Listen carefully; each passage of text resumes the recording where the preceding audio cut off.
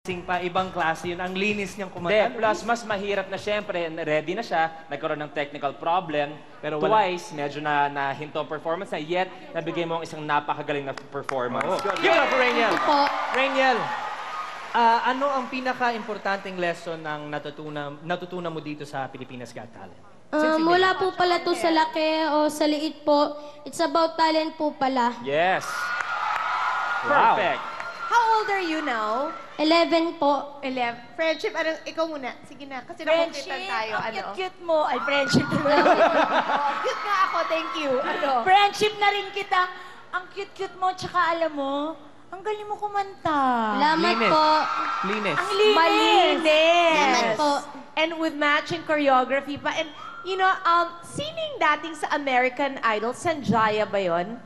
Tama Yes, ba ako? afro. With the hair? With the hair and everything. Oo, yun.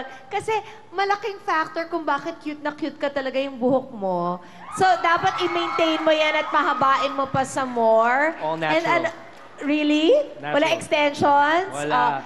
Cute na cute ka talaga at pati yung boses mo bagay na bagay sa itsura mong mukha kang anghel. Salamat po. Salamat po. Sir FMG?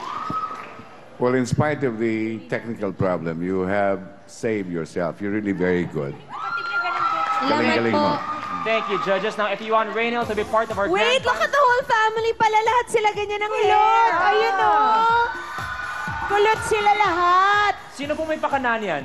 Hindi. Bagong style daw. If you want him to be part of our grand finals, all you have to do is text PGT space Rainiel. It's R-E-I-N-I-E-L.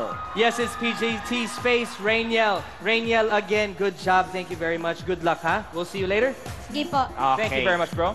It is pretty hard na after may mangyaring gano'n na to still give your best, diba? Dahil doon na yung kabat lahat. Pero huwag bibitaw mga kapamilya dahil sa aming pagbabalik. The girl with the voice of an angel at ang bandang nagpakilig sa buong mundo. Ito, ibang klase rin yan. Abangan niyo po yan. We are talking about Fame Flores and the Ezra Band. Dito lang yan sa nag-iisang talent reality show na bansa ang Pilipinas Got Talent.